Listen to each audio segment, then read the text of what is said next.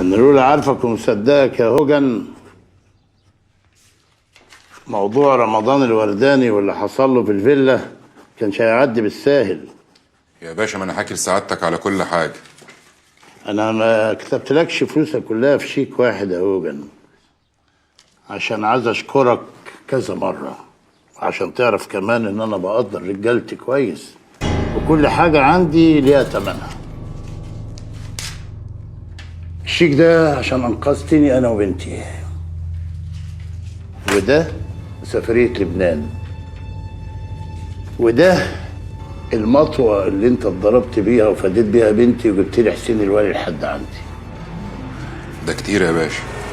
انا تشكرني على ايه سعادتك؟ انا ما عملتش حاجه.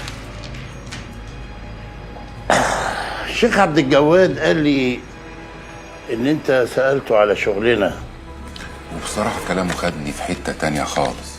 انا كنت غلطان يا باشا، بس انا سالت سعادتك الفلوس دي حرام وسعادتك ما جاوبتنيش. شوف يا هوجن، انا شخصيا عمري في حياتي ما غيرت معتقدات اي بني ادم، وانت من حقك تشوف اللي انت شايفه. بس انا عايز اطمنك، احنا عدينا خلاص مرحله الخطر.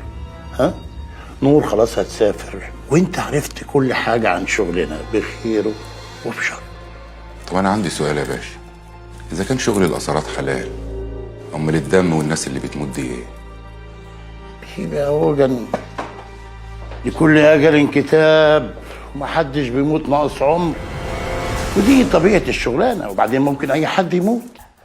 سواق ماشي بعربية عمل حادثة مات، بنا واقف سوق سقالة وقع مات. إحنا كمان في شغلنا ممكن نموت حد يموتنا. أنا نفسي يا هوجن مش كنت هموت على إيديك. بعد الشر عليك يا باشا. معلش انا عندي سؤال. اسمعني بس، ربنا عز وجل حدد في كتابه الكريم وقال: من قتل نفسا بغير نفس، صدق الله العظيم. واحنا يا هوجن ما بنقتلش كده عمال على بطال. تصدق كلامك اقنعني قوي، كلامك وكلام الشيخ عبد الجواد. وعشان كده يا باشا انا كنت بستأذن سعادتك يعني في طلب لو تسمح يعني. انا كنت عاوز اكمل شغل معاه. تكمل؟ هكمل طبعا يا هوجن.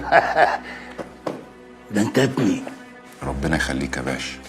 كده تمام، ما دام اتفقنا احنا هنفتح صفحه جديده في الشغل مع بعض، وهكلفك باول مهمه تقوم بيها، بس بعد ما توصل نور المطار وترجع لي. انت تؤمر يا باشا، بس انا كنت عاوز اكلم سعادتك في اجازه بعد ما نور هانم تسافر.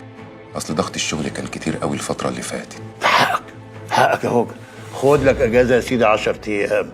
انت معاك فلوس دلوقتي، يعني ممكن تروش نفسك. روح اقعد على البحر، املى صدرك كده باليود، ما تبخسش على نفسك باي حاجه. بس انا عايزك بعد ما ترجع من الاجازه تنجز لي المهمه دي. مهمه ايه يا باشا؟ في واحد كده طلع لي من تحت الارض وعايز يشاركني مالي، انا عايزك تخلصني منه.